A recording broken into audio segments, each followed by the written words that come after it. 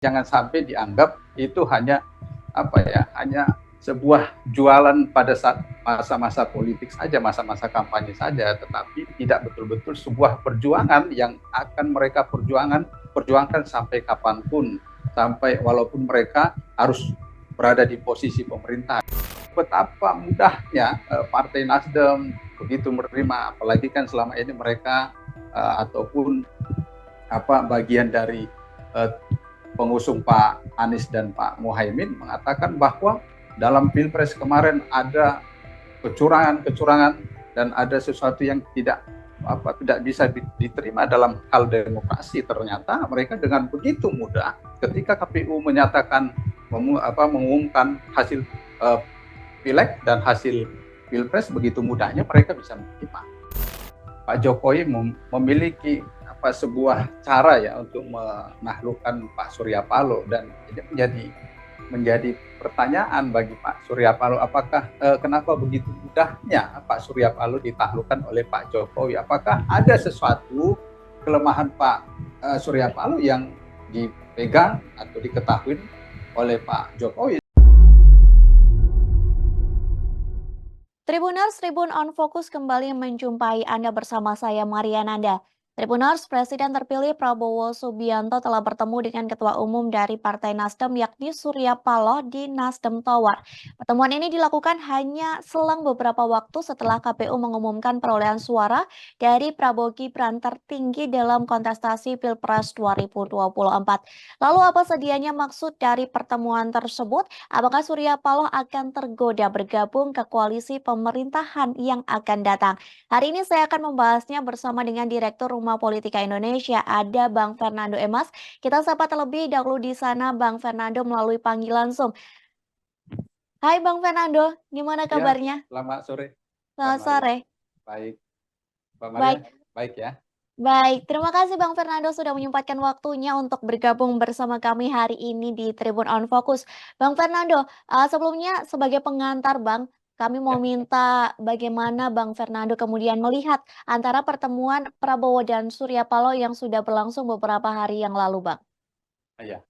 Tentu itu sesuatu yang tidak mengejutkan lagi ya bagi Mhm. saya, dan saya yakin banyak pihak juga nggak mengejutkan lah pertemuan itu, karena ini kan rentetan dari adanya upaya dari sebelum-sebelumnya, di mana pada saat beberapa hari setelah pemungutan suara ada pertemuan antara Pak Surya Paloh dengan Pak Jokowi. Terus kemudian pada saat setelah diumumkan oleh KPU hasil Pilpres dan hasil Pileg, Nasdem dan melalui Pak Surya Paloh menyatakan menerima dan mengucapkan selamat kepada Pak Prabowo atas kemenangan yang diraih sesuai dengan yang ditetapkan oleh KPU. Jadi itu bukan lagi sesuatu yang mengejutkan, hanya ini Partai Nasdem dan Pak Prabowo hanya mengambil momentum yang tepat saja nanti menyatakan bergabung dengan partai pengusung Pak Prabowo dan Mas Gibran. Hanya itu saja. Jadi hanya mengambil waktu yang tepat, momen yang tepat mereka menyatakan bergabung dengan Pak Prabowo dan Mas Gibran. Itu aja, Mbak Maria. Berarti bisa dibilang bahwa pertemuan ini sudah bisa diprediksi begitu ya, Bang? Bukan suatu pertemuan yang mengejutkan lagi gitu Bukan ya, Bang? lagi, nggak mewujudkan lagi. Mhm. Lantas Bang, sebelum pertemuan ini Partai Nasdem dan Surya Paloh juga seolah berjalan sendiri-sendiri nih Bang dengan mengucapkan selamat kepada Prabowo Gibran. Sikap ini apakah menguatkan langkah politik Nasdem Bang untuk bersama dengan koalisi Prabowo Gibran di pemerintahan selanjutnya? Iya, jadi kalau kita lihat ini kan ada apa sih dengan Pak Surya Paloh, ada apa sih dengan para petinggi Partai Nasdem, sehingga dengan begitu mudahnya memalingkan hati mereka yang tadinya sebelumnya mengusung Pak Anies Baswedan dan Pak Muhaimin, yang mengusung perubahan, sekarang kok dengan mudahnya menerima seolah-olah seperti sudah sedang mempersiapkan langkah yang baik, yang seperti soft lah begitu, untuk bergabung ke partai partai pengusung Pak Prabowo dan Mas Gibran, dan saya meyakini sekali bahwa Partai Nasdem nantinya akan bergabung dalam pemerintahan yang akan dipimpin oleh Pak Prabowo dan Mas Gibran, dan itu sudah ditunjukkan oleh beberapa pertemuan-pertemuan yang dilakukan, seperti tadi saya katakan, pertemuan antara Pak Prabowo dengan Pak Jokowi, terus kemudian terakhir pertemuan Pak Prabowo dengan pertemuan Pak Surya Paloh dengan Pak Jokowi, terus kemudian pertemuan Pak Prabowo dengan Pak Surya Paloh, dan kemudian ada beberapa sinyal-sinyal juga yang disampaikan oleh orang-orang terdekat dari Pak Prabowo ataupun Mas Gibran sendiri. Pada saat beberapa waktu lalu kan Mas Gibran juga menyatakan bahwa ada partai politik yang akan bergabung, dan itu ada sinyal-sinyal lebih dari satu. Terus kemudian disampaikan oleh Pak Bahlil, dan ada beberapa orang-orang yang terdekat dan bisa dipercaya pernyataan-pernyataan mereka bahwa ada partai yang memang sudah siap bergabung dengan partai koalisi pengusung Pak Prabowo dan Mas Gibran. Baik, berarti sinyal-sinyal yang disampaikan oleh orang-orang terpercaya ini bisa dibilang atau menguat kepada Nasdem yang akan bergabung dengan koalisi Prabowo Gibran, begitu ya Bang ya? Iya. Lantas bagaimana Bang membaca sikap dari Surya Paloh ini?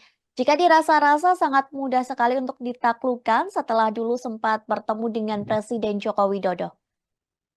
Iya, inilah terujinya sikap negarawan dan kesungguhan dari seorang tokoh ataupun partai dalam memperjuangkan apa yang selama ini mereka perjuangkan, apa prinsip-prinsip yang mereka sedang perjuangkan, dan apa nilai-nilai atau program-program yang sedang mereka usung, sedang mereka perjuangkan. Karena selama ini kan mereka mengusung perubahan, tetapi mereka justru bergabung dengan pemerintah yang selama ini mengusung penerus pemerintahan gitu.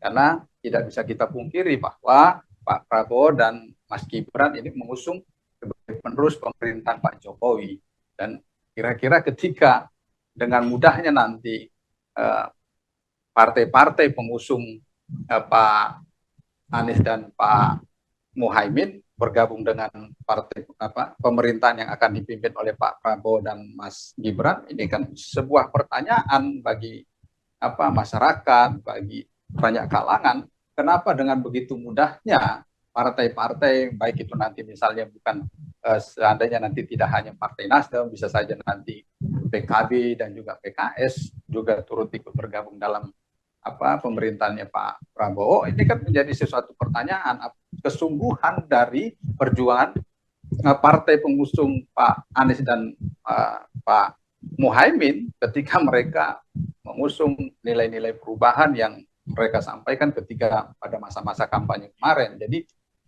Jadi jangan sampai dianggap itu hanya hanya sebuah jualan pada saat masa-masa politik saja, masa-masa kampanye saja, tetapi tidak betul-betul sebuah perjuangan yang akan mereka perjuangkan sampai kapanpun, sampai walaupun mereka harus berada di posisi pemerintahan. Jadi kalau kita lihat betapa mudahnya Partai Nasdem begitu menerima, apalagi kan selama ini mereka ataupun bagian dari pengusung Pak Anies dan Pak Muhaimin mengatakan bahwa dalam Pilpres kemarin ada kecurangan dan ada sesuatu yang tidak bisa diterima dalam hal demokrasi. Ternyata mereka dengan begitu mudah ketika KPU menyatakan mengumumkan hasil pileg dan hasil Pilpres, begitu mudahnya mereka bisa menerima.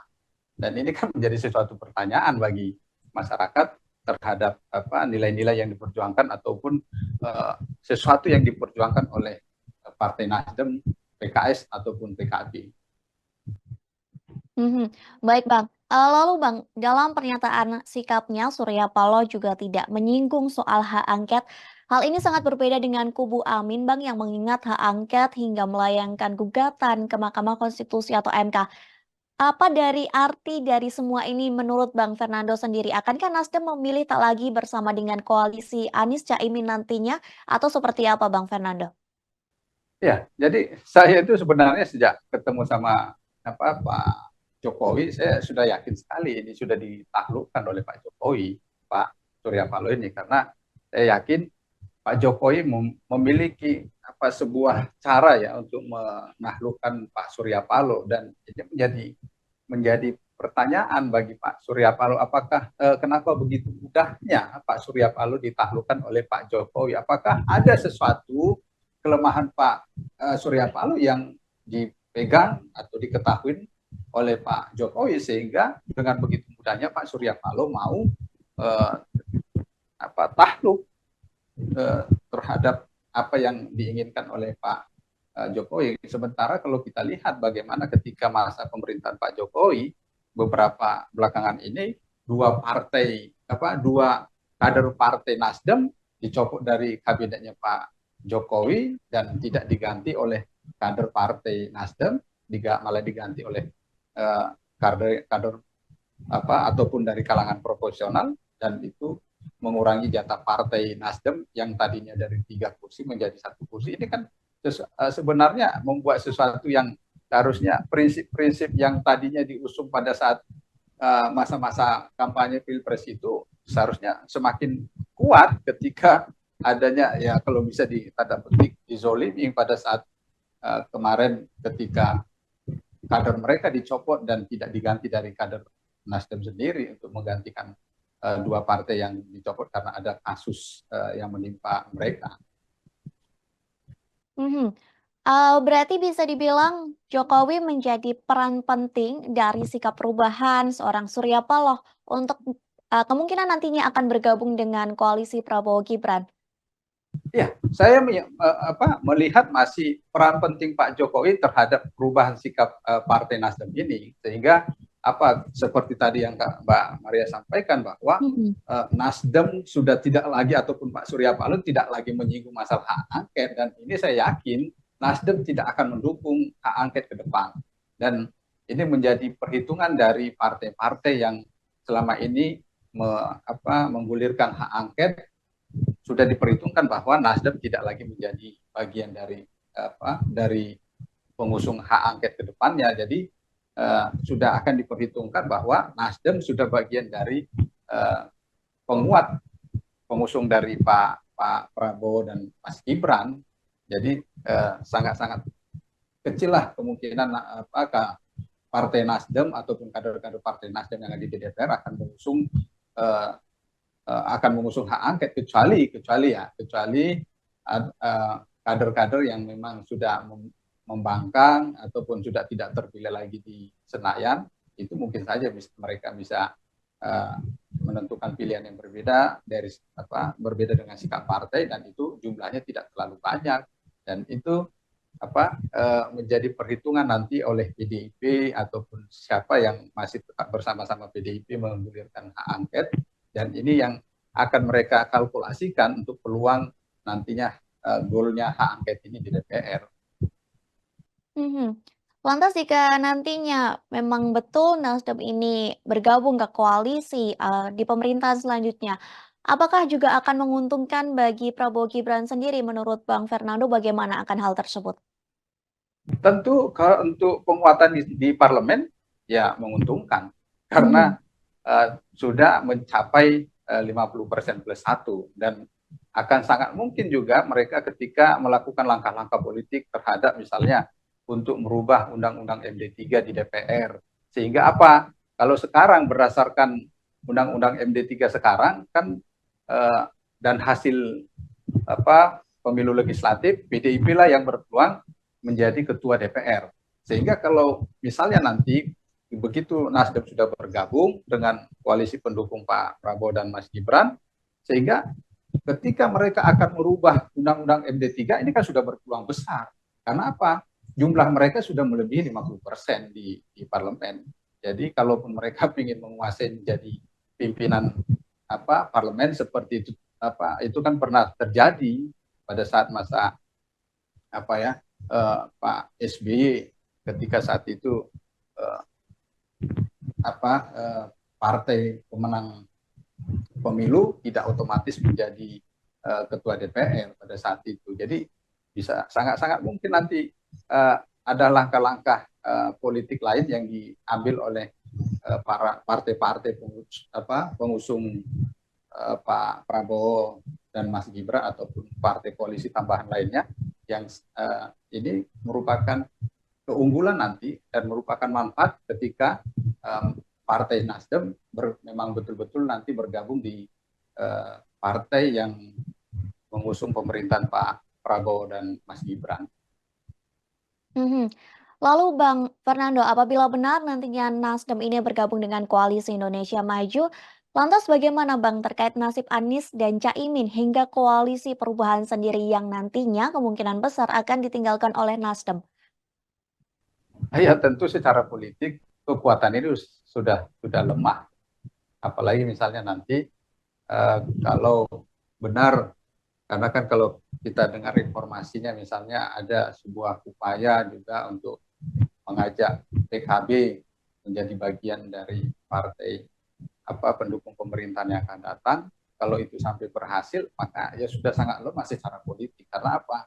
Perjuangan yang dilakukan oleh Pak Muhaimin, Pak Anies dan Pak Muhaimin, ya hanya tinggal perjuangan mereka sendiri. Jadi bukan lagi bukan sepenuh hati lagi. Misalnya Pak Muhaimin misalnya, Pak Muhaimin juga sudah tidak sepenuh hati lagi memperjuangkan itu di Mahkamah Konstitusi, karena beliau pastinya sudah lebih memilih nanti bagaimana sikap politik PKB yang kalau memang sudah bergabung dengan pendukung Pak Prabowo dan Mas Gibran, ya tentu sudah maksimal ke sana, sehingga perjuangan-perjuangan di Mahkamah Konstitusi, perjuangan di Bawaslu dan perjuangan-perjuangan lainnya itu sudah tidak lagi secara maksimal dilakukan, dan mengenai bukti saksi ini kan juga tidak akan secara sepenuhnya lagi dilakukan. Jadi hanya sekedar formalitas, ini menunjukkan bahwa ada upaya yang mereka lakukan untuk memperjuangkan yang selama ini dianggap mereka sesuatu yang patut diperjuangkan terkait dengan adanya tuduhan kecurangan terhadap informasi penyalahgunaan kekuasaan anggaran negara untuk kepentingan Pilpres yang lalu, sehingga tidak akan bisa terbuka secara maksimal. Karena justru sikap-sikap partai ini sudah ya tidak ingin membuka lagi apa yang menjadi persoalan yang dianggap persoalan pada saat Pilpres yang lalu, dan tentunya terkait dengan bukti saksi ya sudah tidak disampaikan secara maksimal lagi di Mahkamah Konstitusi. Kalau begitu apakah memungkinkan juga Bang Fernando melihat nantinya Anies Baswedan hingga Caimin akan bergabung juga untuk koalisi dari Prabowo Gibran, mengingat Anies sempat ditanya oleh wartawan dimintai doorstop, Anies mengatakan bahwa itu dipikir nanti ketika urusan MK ini selesai. Bagaimana menurut Bang Fernando menyikapi hal tersebut? Tentu Pak Anies pasti tetap mempertimbangkan langkah-langkah politik beliau ke depan, karena selain nanti misalnya mempertimbangkan Pilkada DKI Jakarta, tentu kan kalau memang dampaknya nanti ketika beliau memilih bergabung dengan pemerintahnya Pak Prabowo, kira-kira dampaknya terhadap beliau seperti apa dari para pemilihnya. Terus kemudian kalau misalnya beliau lebih memilih ke Pilkada DKI seperti apa. Jadi ini kan bagaimana nanti beliau mengkalkulasi ini. Kalau sampai nanti dampak negatifnya lebih besar kalau bergabung dengan pemerintahnya Pak Prabowo, mungkin beliau akan menolak dan akan lebih memilih menjadi calon gubernur DKI Jakarta atau nantinya DKJ ya, daerah khusus Jakarta, dibandingkan harus memilih menjadi salah satu pembantunya Pak Prabowo, namun berdampak banyak ditinggalkan oleh para pemilihnya selama ini, dan ya akhirnya untuk kepentingan politik beliau ke depannya kalau ingin lagi mencalonkan diri sebagai capres di 2009 yang akan datang sudah sangat nggak bisa diharapkan. Baik Bang Fernando, setelah Nasdem, akankah ada partai juga nih yang menurut Bang Fernando terbaca bisa digoda bergabung ke koalisi Prabowo Gibran di pemerintahan selanjutnya? Ya, kalau kita lihat seperti yang saya sampaikan tadi, berdasarkan informasi yang disampaikan oleh orang-orang sekitarnya Pak Prabowo termasuk oleh Mas Gibran, kan lebih dari satu partai yang ada akan kemungkinan bergabung dengan uh, per Partai Gerindra dan lainnya. Kalau kita lihat misalnya tadi pertama Partai Nasdem, kemudian justru yang sangat lebih berpeluang adalah untuk bergabung PKB. Karena apa? Kalau kita lihat perolehan suara di pemilu legislatif yang lalu, PKB memiliki suara di atas dari Nasdem, sehingga ini sangat menguntungkan, memperkuat dari pemerintahan Pak Prabowo nantinya di legislatif, sehingga untuk terkait dengan program-program ataupun terkait dengan keputusan-keputusan yang harus diputuskan di legislatif semakin mudah ketika PKB, Partai Nasdem bergabung, apalagi nanti misalnya PKS, ya, sehingga ya tinggal PDIP sendiri akhirnya di luar pemerintahan, sehingga ya mereka sudah sangat mayoritas di parlemen. Baik Bang Fernando, kita nantikan bersama-sama bagaimana dunia politik selanjutnya, mengingat dari kubu Anies Baswedan dan Ganjar sudah mengajukan gugatan hasil Pilpres ke MK, dan nantinya apakah Nasdem benar-benar akan bergabung dengan koalisi Prabowo Gibran di pemerintahan selanjutnya. Terima kasih Bang Fernando atas waktu dan kesempatannya sudah mau berbagi dan sharing bersama dengan Tribun On Fokus hari ini. Semoga kita bisa bertemu di lain kesempatan. Sehat selalu Bang Fernando. Terima kasih Mbak Maria. Yes, sukses selalu. Terima kasih juga untuk Tribuners yang sudah menyaksikan On Fokus hari ini. Di akhir kata, saya Maria Nanda beserta kru yang bertugas pamit undur diri. Terima kasih dan sampai jumpa. Download Tribun X sekarang. Menghadirkan lokal menjadi Indonesia.